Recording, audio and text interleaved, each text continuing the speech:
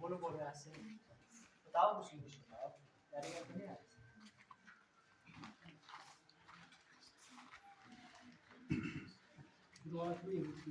पास कर दियो, पास किया जाए हिमालय सदन।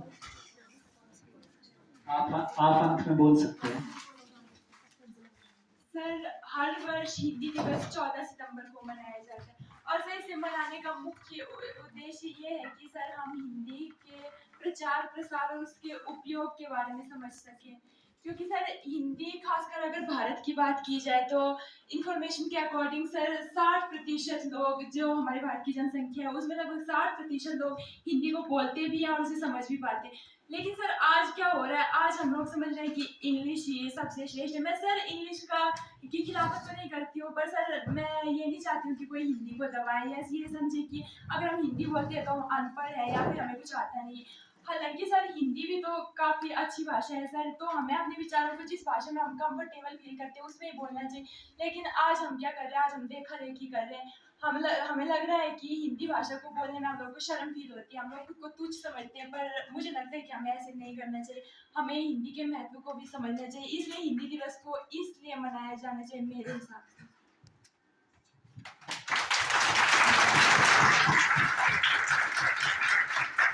हिंदी दिवस प्रत्येक वर्ष 14 सितंबर को मनाया जाता है। 14 सितंबर 1949 को ही संविधान सभा ने ये निर्णय लिया था कि हिंदी केंद्र सरकार की आधिकारिक भाषा होगी। हिंदी का विकास संस्कृत भाषा से पाली से सांस्कृतिक प्राकृतिक से अपभ्रंश से अवध से पुरानी हिंदी और पुरानी हिंदी से आधुनिक हिंदी का विकास हुआ है, जिसे आज हम बोलते हैं। एक सर्वेक्षण के अनुसार विश्व की सबसे अधिक बोलने जाने वाली भाषा मंdarin है, तो दूसरा स्थान हिंदी का है। हिंदी दिवस बहरहाल राजेंद्र सिन्हा के जन्मदिन पर मनाया जाता है, जो एक प्रमुख हिंदी विद्वान थे और बढ़ावा देने में सक्रिय थे। संविधान सभा में ये व्यवस्था की गई है कि 1965 तक अंग्रेजी का प्रयोग भी राजभाषा के रूप में रहेगा। संविधान की धारा 351 में ये व्यवस्था की गई है कि हिंदी का स्वरूप बिगाड़े बिना उससे अन्य भारतीय भाषाओं की शैलियाँ आत्मसात करने में सक्षम करना बनाया जाए। हिंदी के पक्ष में जो बात सबसे अधिक कही गई है ये थी कि हिंदी भाषी लोगों की संख्या भारत में सर्वाधिक है और 25 करोड़ से भी अधिक लोग इस भाषा को बोलते हैं। हिंदी की लिपि देवनागरी है, जो कि विश्व की सर्वाधिक वैज्ञानिक लिपि स्वीकार कर ली गई है।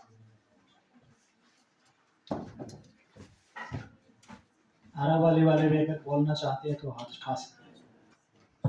हिंदी दिवस 14 सितंबर 1949 को हिंदी को राजभाषा का दर्जा दिया गया था।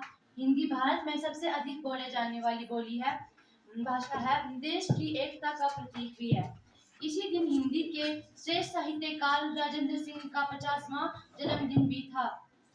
14 सितंबर की तारीख को स्वतंत्र भारत के पहले प्रधानमंत्री जवाहरलाल नेहरू ने ये दिन चुना था।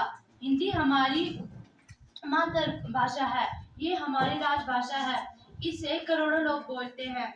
हिंदी दिवस हमें देशभक्ति की भावना से के लिए प्रेरित करता है।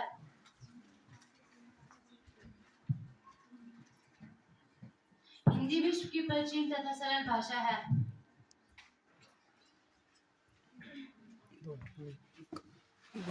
बंद करो वीडियो।